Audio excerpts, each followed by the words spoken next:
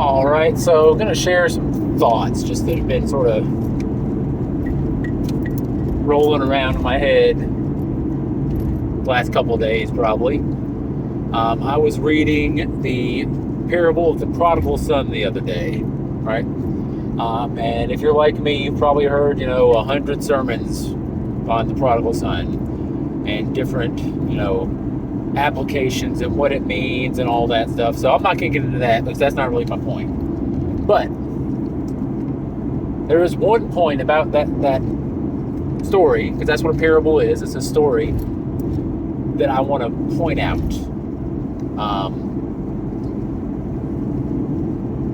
It's kind of hit me the past few days, and so I'm just throwing it out there for the good and the general and all that sort of stuff.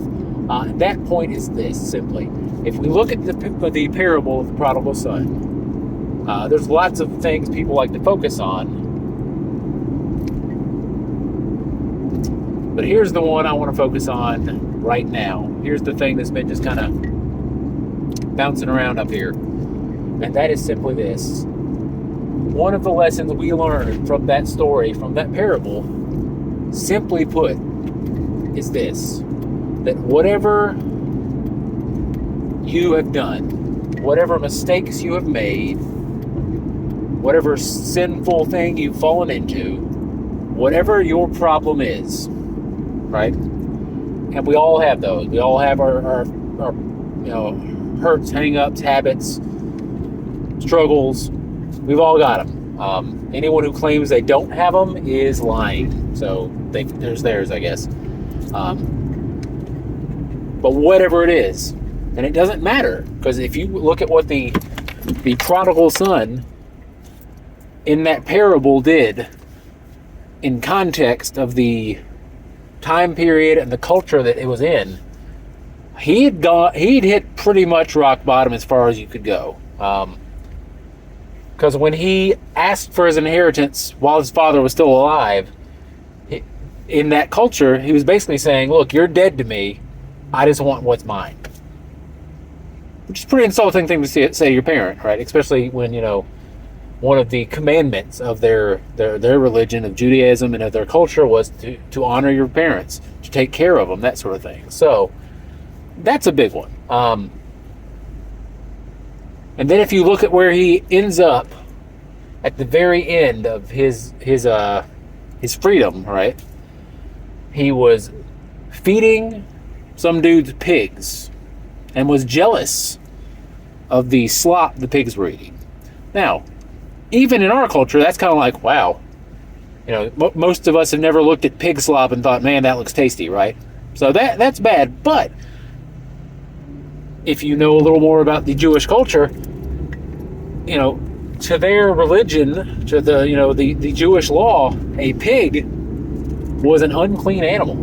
Even being, touched by one would make you unclean for, some certain amount of time. So feeding them and being in that sort of contact with them was like, whoa, right? That's a low point to be at. And I say all that to say this. When he finally came to his senses and realized, hey, even my father's servants and slaves live better than I'm living, I'm going home. And he went, right? At that point, if you were the father, you would have had every right to be like, no, you said you were done with me, be gone, right? Or you would have had every right to stand there see, I told you you'd come crawling back. And those would both have been very human reactions. But in the parable, the father doesn't do either one of those things. He does something that, again, to us is kind of like, we don't see the big deal in it. But to that culture, if you are a, respectable, civilized, adult male, you did not run. It just wasn't done, right? But in the story of the, prodigal son, when the father sees his son coming back,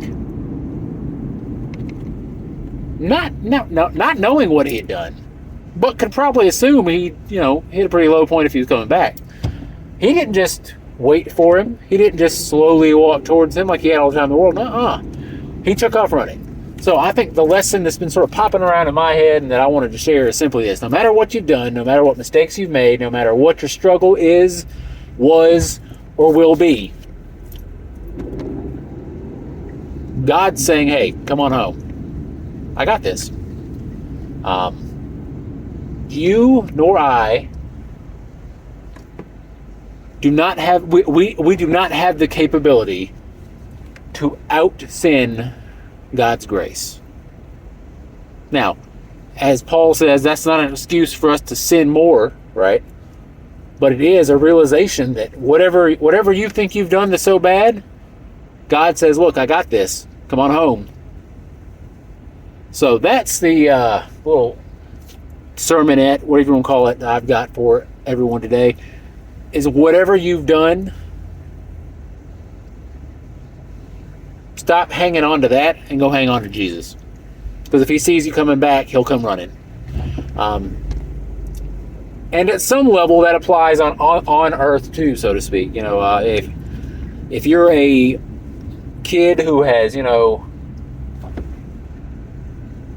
said hurtful things, done hurtful things, whatever to your parents, and you regret it, I can't say 100% that if you go back and, you know, apologize, it'll make it right, because maybe your parents don't want to forgive it. I don't know. Human parents are human, so they're not going to be perfect. But it can't hurt, okay? So, just a little side note there. If you've got some stuff between you and your human father and mother, you know, the same sort of thing applies. If you go back to them with that spirit of, you know, realizing you've messed up,